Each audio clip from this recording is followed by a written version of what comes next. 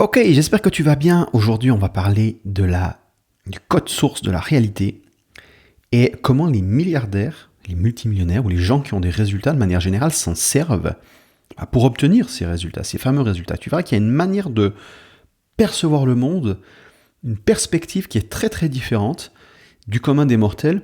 Moi qui me fascine depuis des années, que j'étudie en profondeur depuis des années, et je vais faire de mon mieux pour te le transmettre à travers ce podcast.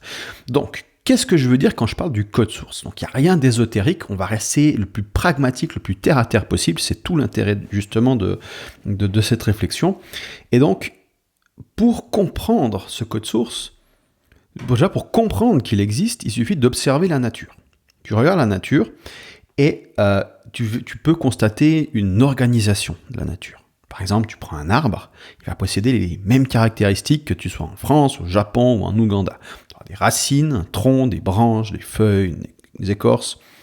Tu peux observer la loi de la gravité, qui fonctionne de la même manière partout dans l'univers. En tout cas, jusqu'à preuve du contraire, la gravité, on arrive à la prédire. Un être vivant, par exemple, va naître et grandir selon un template prédéfini. D'accord ? On est quelques cellules qui grandissent, qui s'amassent et qui forment un corps et de manière plutôt régulière. Je veux dire, d'un être humain à l'autre, on est tous uniques, mais tous similaires. On a plus de similitudes que d'unicité. D'accord ? On a tous 2 yeux, un nez, une bouche, à part quelques malformations ou accidents ou problèmes. De manière générale, on est très similaires. D'accord ? Donc il y a une organisation. Et cette organisation, c'est une grande question que la science se pose. D'ailleurs, il y a des études controversées, des hypothèses, notamment une hypothèse controversée qui s'appelle les champs morphogénétiques. Il y a des recherches très sérieuses là-dessus, qu'il s'agirait en fait de champs qui contiennent la mémoire de la nature. Mais comme s'il y avait le fameux code source qui dit, un humain, ça ressemble à ça, un chat, ça ressemble à ça, un arbre, ça ressemble à ça. Après, il y a différents types d'arbres, différents types d'humains, différents types de chats, peu importe. Mais on a une sorte de code source une sorte de mémoire de la nature qui fait que les choses se répètent selon des schémas préétablis. Et ça, c'est très important à comprendre. Et ces schémas, ils sont autant abstraits que concrets. On va y revenir. Et donc, ce que je disais, c'est que l'important, c'est pas d'expliquer où est stocké ce code source, parce que honnêtement, j'en ai absolument aucune idée. Et la science elle-même n'a pas de réponse exacte à ça. On a des hypothèses. Ce qui est important pour nous, c'est de constater son existence. C'est d'avoir conscience qu'il existe des schémas. Alors après, on peut avoir des croyances spirituelles ou religieuses derrière cette organisation, que comme quoi Dieu aurait peut-être un destin pour nous, ou il y a peut-être des raisons scientifiques à ça. Chacun peut avoir des croyances par rapport à ça. On ne va pas en débattre là-dessus. Moi, ce qui m'intéresse, c'est que ça existe, c'est que c'est évident, et celui qui ne croit pas en l'organisation de la nature, il a un sérieux problème de compréhension du monde. On est d'accord jusque-là, j'espère. Donc la nature s'organise selon des principes, selon des règles. Si tu sautes par la fenêtre, dans 100% des cas, tu vas t'écraser lamentablement, sauf si tu as, une combinaison wingsuit ou un parachute ou ce genre de choses qui permettrait de favoriser la portance de l'air. Mais encore une fois, c'est en comprenant ce code source, ces lois de l'univers, qu'on peut fabriquer ce genre d'outils, on va justement y revenir. Donc, quel rapport avec le business et l'argent ? Alors, tout a un rapport avec ça. Comprendre ça, c'est fondamental si tu veux des résultats. Et les flux monétaires, notamment, sont soumis à ces lois, d'accord ? Comme tout ce qui existe sur cette planète. Si tu n'as pas, et là, vraiment, j'insiste, si tu n'as pas les résultats que tu désires, quelque domaine qu'il soit en ce moment, c'est parce que tu es en résistance à une ou plusieurs des lois de la nature. C'est une loi de base, c'est un fondamental. C'est-à-dire, c'est que tu fais quelque chose de faux. Et faire quelque chose de faux, c'est faire quelque chose qui n'est pas en accord avec la réalité. Et quand on fait quelque chose de faux, c'est parce qu'on croit qu'on fait quelque chose de juste, mais en fait c'est faux. C'est-à-dire qu'on a une croyance erronée sur le monde. Et c'est ce que j'appelle l'illusion. D'accord ? Et il faut comprendre que notre cerveau est trop primitif pour saisir la complexité du monde. On croit qu'on voit la réalité, mais ce qu'on voit, c'est qu'une illusion, une interprétation. D'accord ? Forcément, le monde est beaucoup plus complexe que ce qu'on peut le concevoir. Et ça, même quand on le dit, tu me dis oui, c'est évident, mais intuitivement, malgré tout, on est quand même sujet à nos biais. Et le problème, c'est que quand tu as le biais de confirmation, si tu crois que quelque chose est vrai, tu verras des preuves partout que c'est vrai. Tu prends un complotiste qui est convaincu d'un certain complot, il verra les preuves que c'est vrai, il va recouper tout un tas d'éléments, qui va dire ouais voilà la preuve que. Mais en réalité le cerveau est très bon pour combler les trous et tirer des conclusions hâtives. Et alors, il y a des complots qui sont vrais, il y a des complots qui sont faux, c'est pas tout noir, c'est pas tout blanc. Maintenant souvent il y a des extrêmes et souvent des gens qui s'enferment. Si tu t'enfermes et que tu vois du complot partout, il y en a probablement pas autant que tu penses. On peut d'ailleurs parler du rasoir de Cam, mais bon, je ne vais pas rentrer trop dans le détail ici, mais on pourrait utiliser des outils que je vais te parler tout à l'heure pour justement te prendre conscience qu'il y a beaucoup de choses que tu penses vraies qui sont fausses, et c'est ce qu'on veut faire, d'accord ? Donc, j'aimerais peut-être te donner un petit exercice mental où tu peux le faire en vrai si tu veux, pour te faire prendre conscience à quel point tu ne comprends pas et tu ne peux pas saisir la réalité. Il suffit que tu imagines des billes. Tu sais, je sais pas si tu as joué aux billes quand tu étais petit, ça dépend de la génération. Moi j'ai 35 ans cette année, 36 ans cette année, donc l'époque où on jouait aux billes. Et donc tu prends une poignée de billes dans ta main et tu les lances. Et essaye de prédire avec précision en même temps la trajectoire de toutes les billes. Si tu arrives à le faire, c'est que tu es vraiment un génie. Moi, j'en suis personnellement incapable. Maintenant, tu multiplies la difficulté de cet exercice par l'infini. Voilà, donc tu as une idée approximative de la complexité de la réalité. Donc, croire instinctivement qu'on est bon pour prendre des décisions, qu'on est doué dans quelque chose, naturellement, sans avoir fait l'effort de rationaliser, sans avoir fait l'effort d'apprendre ce que je m'apprête à t'expliquer, c'est se mettre un doigt dans l'œil jusqu'au fin fond de l'univers. D'accord ? Et ça, c'est important, parce c'est ce qu'on appelle, d'ailleurs, ce que Ray Dalio appelle l'arrogance intellectuelle. D'accord ? On est un point dans l'univers et une miette, une poussière dans la complexité, dans une soupe, dans un chaos. Et ça, il faut en avoir conscience. Et il y a beaucoup plus de choses qu'on ne sait pas que de choses qu'on sait ne sait pas. Et encore plus de choses qu'on sait. D'accord ? Il y a plein de choses que tu sais pas. Mais il y a encore plus de choses que tu ne sais pas. Et c'est quand tu ne sais pas que tu es en danger. Donc, vraiment là, l'important pour moi, c'est que tu comprennes à un niveau viscéral que finalement, on ne sait pas grand-chose. Et il y a un mantra pour moi, c'est quand tu apprends quelque chose, tu ne passes pas de faux à vrai, tu passes de faux à moins faux. D'accord ? Et tu verras qu'on ne peut pas avoir raison systématiquement, on peut avoir l'impression d'avoir raison systématiquement.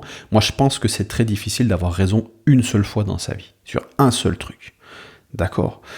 Sur des grandes décisions, sur des trucs genre la loi de la gravité, si je saute par la fenêtre et que je m'écrase par terre, et que j'utilise ça comme argument, j'ai raison et je le sais, toi aussi, d'accord, j'espère.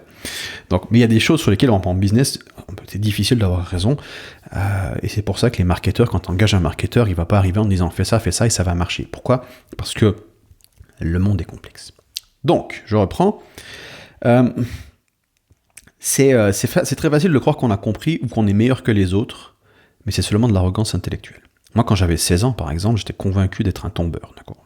Voilà. Comme beaucoup de jeunes, mais par contre, j'avais étudié tout ce qui existait sur la séduction, donc Mystery, Neil Strauss, Fincas et tous les autres pick-up artistes. Pourtant, je closais, d'accord, le jargon des pick-up artistes, moins de nanas que la moyenne de mon âge. D'accord. Pire encore, j'avais des meilleurs résultats avec les filles avant d'étudier le sujet. Ça, je m'en suis rendu compte après. Alors, en étudiant le sujet, mes résultats étaient devenus pires parce que j'avais cru en des idées erronées. Parce que ceux qui m'enseignaient avant tout parce qu'ils voulaient me vendre quelque chose derrière ou parce qu'eux-mêmes étaient peut-être dans leur monde. Ou peut-être que j'avais mal compris ces idées. Et du coup, ça m'a retiré mon bon sens. Et donc, j'ai eu de moins bons résultats. D'accord ? Donc, quand j'ai pris conscience que je n'étais pas aussi doué que ça avec les filles, j'ai fait un pas vers la vérité. J'ai pris conscience et j'ai pu donc, une fois que j'ai pris conscience, améliorer ça. Et je pense que j'ai davantage progressé en 4 semaines, les 4 semaines qui ont suivi cette prise de conscience, que toutes les années d'études sur la séduction. Parce qu'il y a plein d'idées. Le problème, c'est pas ce que tu sais pas. Le problème, c'est ce que tu crois vrai et qui est faux. D'accord ? C'est tes convictions. Les convictions, c'est le mal. C'est le danger absolu des bonnes décisions. Et tu peux le voir, et moi c'est un truc que je vois systématiquement sur le web, dans les commentaires, ou je reçois des mails régulièrement de personnes qui m'expliquent pourquoi ça va pas marcher ce que je fais, ou ils arrivent, ils sont convaincus d'un truc, et j'arrive à limite voir de qui ils ont entendu ça, parce que il y a des idées qui circulent d'un mentor, d'un formateur à l'autre, et donc je sais qu'il l'a entendu, mais je sais qu'il l'a pas pratiqué, parce que la manière dont il l'explique, il est complètement erroné sur plein de points, et tu vois qu'il est juste convaincu de son truc parce qu'il l'a entendu d'un gourou, d'une autorité, et c'est comme ça. Comme moi, quand j'avais 16 ans, tu te fais retirer ton bon sens et tu te mets à faire des choses qui ne marchent pas. Et je suis convaincu que beaucoup arriveraient mieux à lancer un business sur le web en n'écoutant personne qu'en suivant des formateurs. Donc, c'est vraiment le monde de l'information, c'est le fast-food de l'information. Je suis désolé de dire ça comme ça, je sais, je suis dans cette industrie depuis 12 ans, et je redouble d'efforts pour vous donner les informations les plus efficientes possibles, les plus utiles possibles, les plus véridiques possibles, qui sont forcément moins sexy. Tu verras que ce que je vais te raconter, c'est pas très sexy. Je prends avec des pincettes ce que je dis, parce que la pseudo-science ou les grandes vérités noires ou blanches sont toujours plus sexy, et j'essaie de packager ça de manière à intéresser un maximum de monde, mais forcément j'ai fait le choix de ne pas être aussi populaire que mes congénères, parce que je veux vraiment transmettre les choses dans lesquelles je crois, et ce sont pas des idées qui sont extrêmement virales, ma foi. Moi, c'est comme ça que je conçois les choses. Donc, petit spoiler, si tu n'as pas les résultats que tu veux, alors tu n'es pas aussi bon que tu penses. Et c'est parfaitement ok. L'important, c'est d'en prendre conscience. Donc mesure. Et c'est pas une mesure absolue, parce que tu peux avoir des gros résultats parce que tu as eu de la chance aussi, et du coup tu crois à tort que tu es doué, surtout en business, c'est très fréquent. Par contre, quand tu arrives à répéter tes résultats de manière régulière sur les années, tu peux dire, voilà, je sais que je suis au moins aussi bon que ces résultats-là, parce que je l'ai fait 2 fois, 3 fois, 4 fois. Petite parenthèse, je préfère, si je dois choisir un coach ou un consultant, prendre un consultant qui a, pendant 15 ans, 20 ans, gagné 10-20 000 balles par mois et qui m'explique comment il a fait, que de prendre un consultant qui a gagné une fois avec un business 1 million. Parce que là, dans ce cas de figure, il n'a pas prouvé que c'était pas grâce à la chance. Je veux qu'un consultant, qu'un entrepreneur, qu'un formateur, qu'un mentor ait au moins répété 3 fois son succès sur les 10 années. Je préfère un petit succès répété qu'un gros succès unique. Voilà. Parce que ça élimine le facteur chance. Donc, des gros succès répétés, c'est encore mieux, évidemment. Mais très important, pose-toi la question quand tu travailles avec quelqu'un, est-ce qu'il a répété ce qu'il sait faire? Si tu veux faire 10 000 balles par mois, trouve quelqu'un qui gagne 10 000 balles par mois. D'accord? Moi, je le fais depuis 12 ans. Je gagne depuis 12 ans ma vie sur le web. Donc, je sais comment le répéter. Je suis pas millionnaire. Mais il y a des millionnaires qui ont fait qu'une seule fois un grand coup, et ils pensent être capables de le répéter, mais qui n'en sont pas capables. Moi, je sais que je suis capable de répéter ce résultat encore et encore et encore pour moi et pour mes clients. Voilà, et je sais que je suis capable plus de 10, 20, 30, 40, 50 000. Voilà.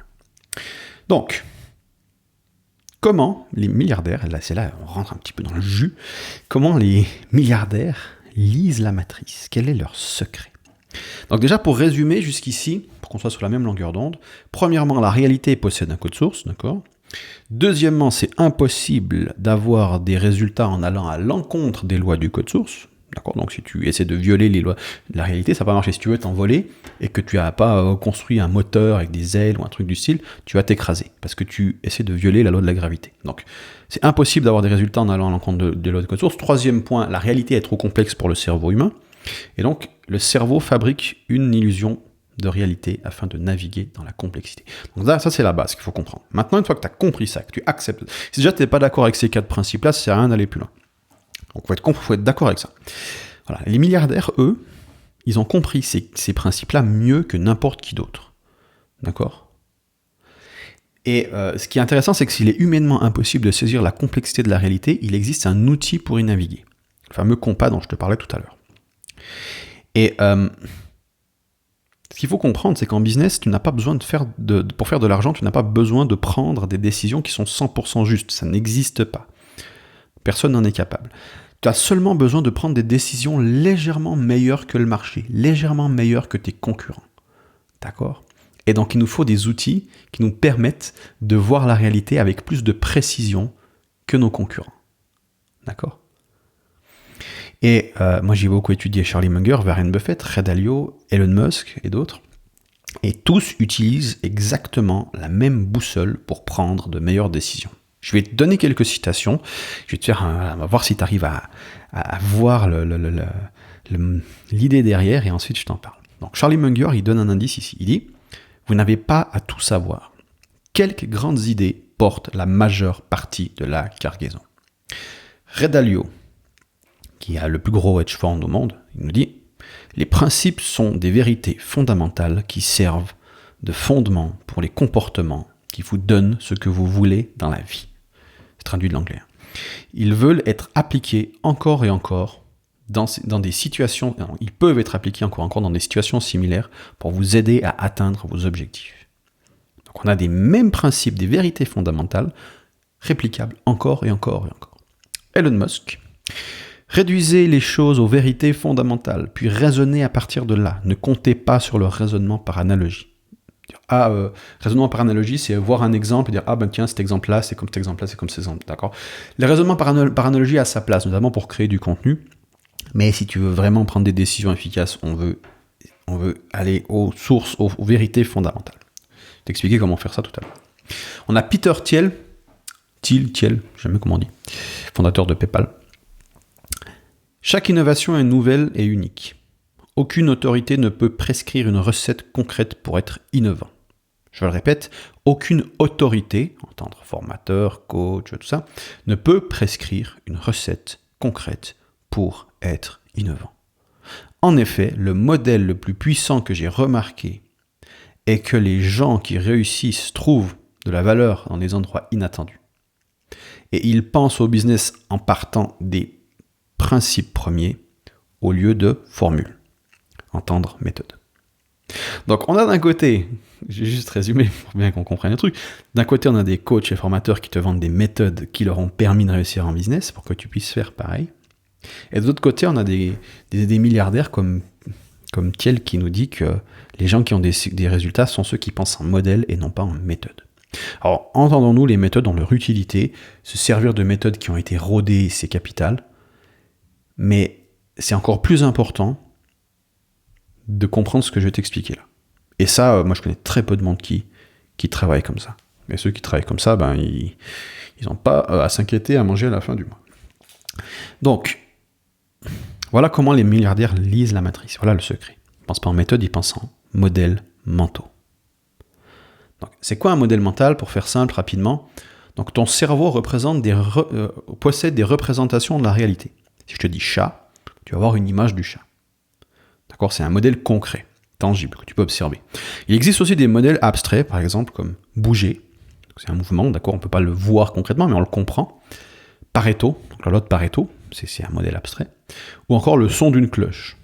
Tu peux l'entendre, d'accord.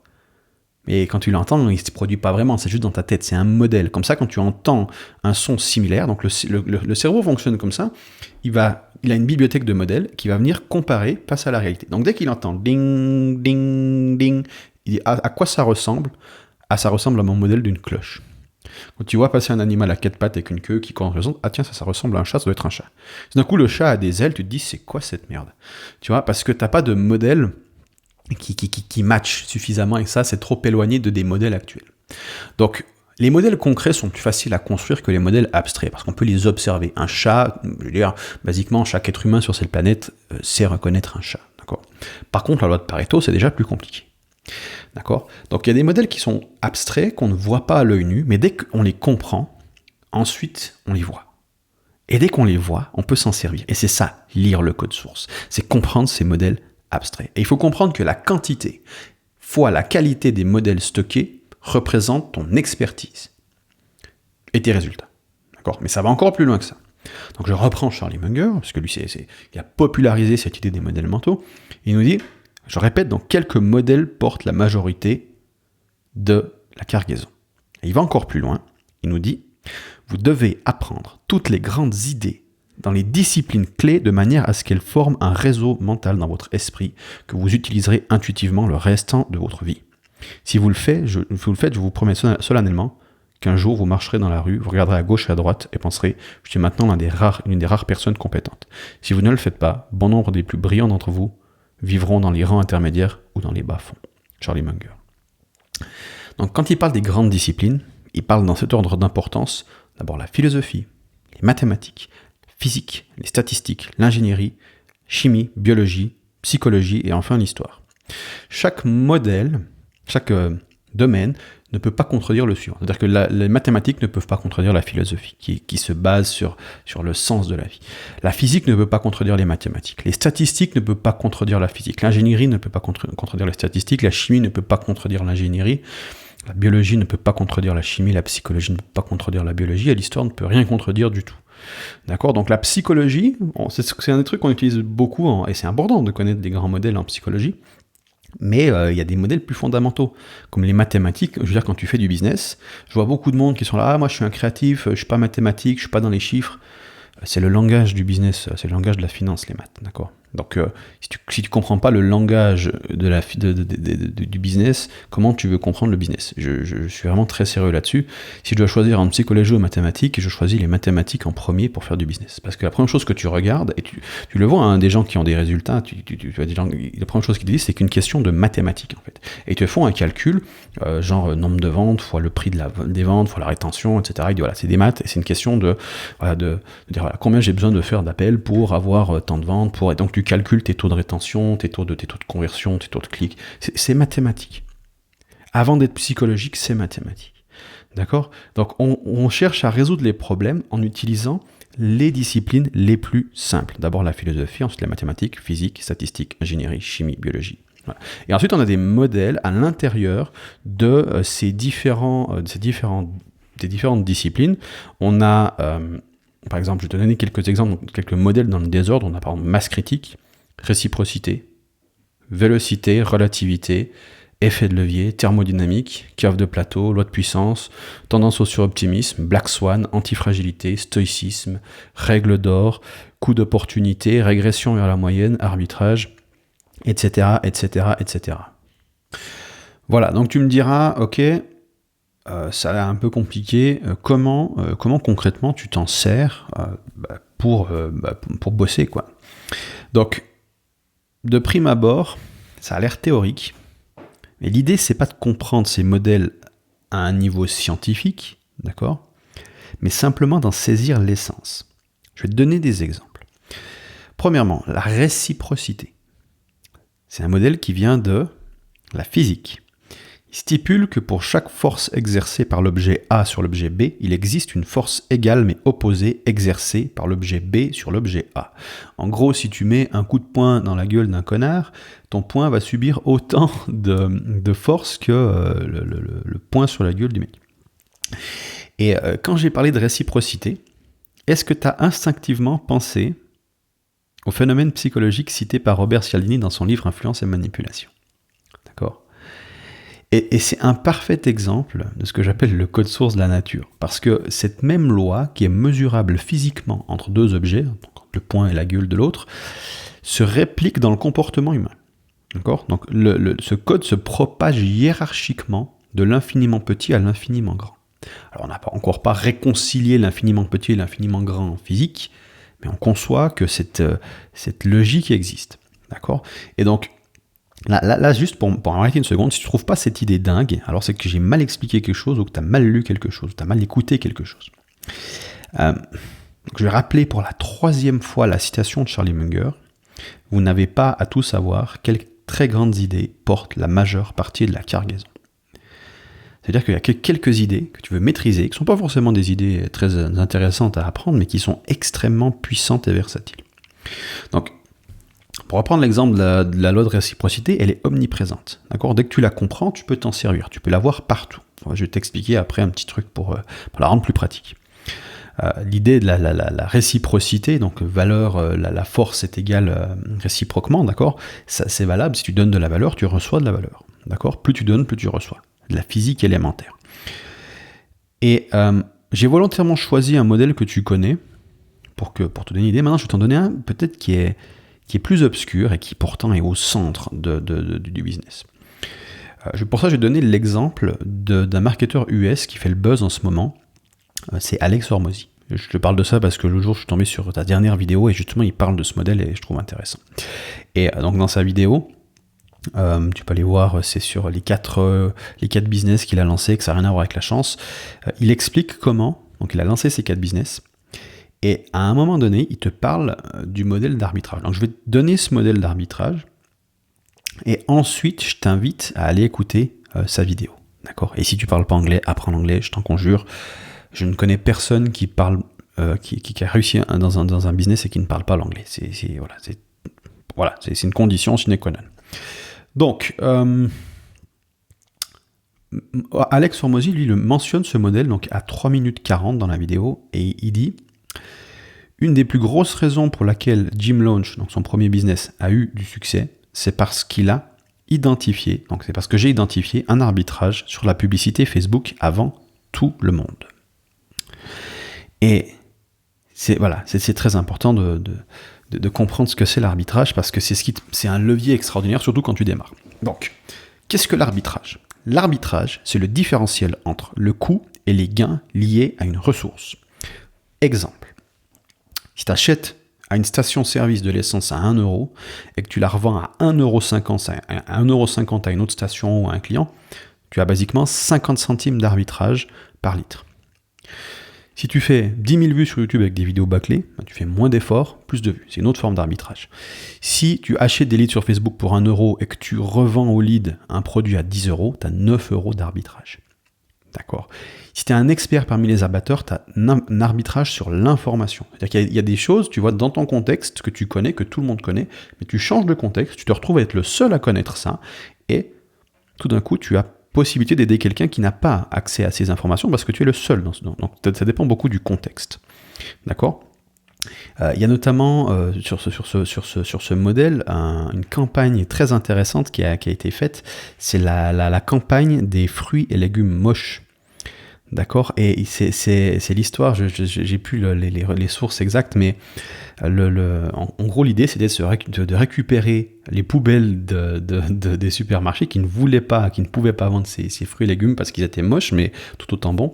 Et donc ils les récupéraient gratuitement et derrière ils les revendaient à meilleur prix. Donc il y avait un super arbitrage sur les fruits et légumes moches. Donc les déchets de certaines personnes peuvent faire la richesse d'autres.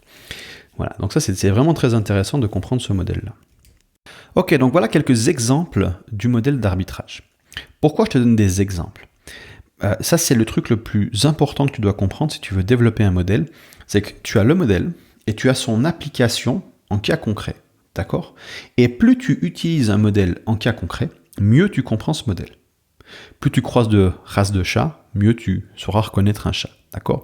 Donc, les instantiations sont les plus importantes. Il ne suffit pas de connaître le modèle. Il ne suffit pas de connaître la loi de Pareto pour l'appliquer intuitivement.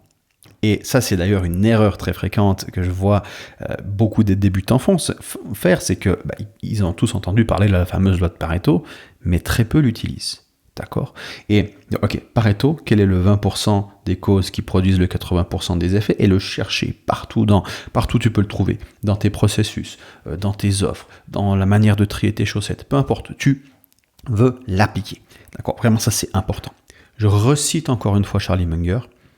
Il dit à un moment donné, de manière à ce que les modèles forment un réseau mental dans votre esprit que vous utiliserez intuitivement. Intuitivement, c'est le mot-clé. Donc, au fur et à mesure que tu développes l'habitude de raisonner selon les modèles mentaux, tes décisions deviennent de plus en plus rationnelles. Mais tu dois vraiment t'en servir, concrètement. Voilà. D'ailleurs, un moyen de rendre les modèles pratiques, utilisables, parce que tu vois, l'arbitrage, ça reste quand même un modèle relativement théorique, qu'est-ce qu'on va faire ? On va formuler autour du modèle un principe ou une question. Donc ça sous-entend déjà de comprendre le modèle d'arbitrage et de formuler une question, et ensuite de l'utiliser encore et encore. En fait, on va packager l'idée autour d'un principe, d'une question. On peut aussi utiliser une image, un symbole, un logo, que tu vas, quand tu vois le logo, tu penses instinctivement au modèle, et donc tu peux te créer une sorte de grille et avec tous les dessins, et donc quand tu as un problème, tu passes en revue, tu dis ok, ce dessin, et ça te fait penser à réutiliser tel ou tel modèle. Mais c'est important que tu les comprennes, que tu les appliques, il suffit pas juste de les avoir entendus. Par exemple, arbitrage, on pourrait créer la question: quelle ressource est sous-estimée ? La réciprocité, on pourrait, question, quelle force exercer pour provoquer cette réaction en retour? Principe de Pareto, quels sont les 20% des causes qui produisent le 80% de l'effet? Donc la question déclenche d'autres questions ensuite, d'accord? Donc on est face à un problème, et voilà, j'ai ce problème-là, par exemple je veux faire plus de ventes, je veux faire plus de leads, je veux comprendre pourquoi mes vidéos Facebook n'ont pas produit suffisamment de résultats, mes vidéos YouTube je veux dire, ou mes publicités Facebook, et donc du coup on va utiliser ces principes, ces modèles pour déclencher des questions et donc apporter des perspectives. Poser les bonnes questions, c'est obtenir de meilleures réponses. D'accord? Après, tu peux faire des combinaisons de modèles. Par exemple, arbitrage plus réciprocité. Quelles ressources sous-estimées offrir pour provoquer cette réaction en retour? D'accord? Donc on comprend qu'il y a des choses qui sont sous-estimées. Voilà, il y a un truc qui est sous-estimé par une catégorie de personnes, donc on le prend pour 3 fois rien parce qu'ils le vendent pour 3 fois rien. Et de l'autre côté, on l'offre. Je sais pas, je donne un exemple, il y a des œuvres d'art qui sont que des personnes se débarrassent parce qu'ils pensent que ça vaut rien, et en fait ça vaut très cher. Et il y a une autre catégorie de personnes qui est extrêmement éduquée sur ce type d'œuvres d'art, et donc du coup on va leur offrir ces œuvres d'art. Ça coûte pas forcément très cher, mais ça peut être une valeur sentimentale. Je sais pas, t'as un peintre, peut-être pas très connu, tu vois, mais qui est pour une minorité, pour une niche de connaisseurs, et c'est un peintre extraordinaire, et la plupart des gens vont se débarrasser de tableaux, alors qu'en fait, c'est des tableaux qui sont devenus extrêmement rares. Ce peintre est mort depuis des années, et cette niche de connaisseurs cherche à les acquérir, tu vois. Et donc, du coup, si tu as accès à plein de gens qui ont tel peintre, des tableaux de tel peintre, tu peux les récupérer pour, je sais pas, 5 €, et tu vas les offrir à quelqu'un d'autre en retour. Tu dis, voilà ce tableau, et donc eux, ils vont pas forcément te payer, mais ils vont peut-être te donner quelque chose d'autre en retour. Et donc tu vas générer un effet de réciprocité disproportionnel par rapport à ce que tu as donné. D'accord? Et c'est là où on fait de l'arbitrage sur la réciprocité, ça devient intéressant. Tu vois, rien qu'en combinant ces deux modèles, ça peut paraître bête, mais ça te donne la nouvelle matière à penser, et ça te permet d'identifier des opportunités que d'autres personnes ne voient pas parce qu'ils ne possèdent pas ces modèles. D'accord? Et donc quand tu possèdes un arsenal de modèles, tu vas pouvoir vraiment observer les problématiques de ton business sous différentes perspectives. D'accord? Et voilà. Et donc du coup, comme ces modèles-là sont naturellement alignés avec la nature, avec la réalité, tes questions seront beaucoup plus pertinentes, et donc tes réponses seront beaucoup plus rationnelles. D'accord? Et moi, je vois vraiment ça comme ça, c'est que mes clients me payent pour pouvoir passer leurs problématiques au travers de mes modèles mentaux. Donc, ils me donnent un problème, je les processe dans mes modèles, et il y a un output, donc une réponse qui sort, qu'ils peuvent utiliser. D'accord? Donc, meilleurs sont tes modèles, meilleurs seront tes résultats.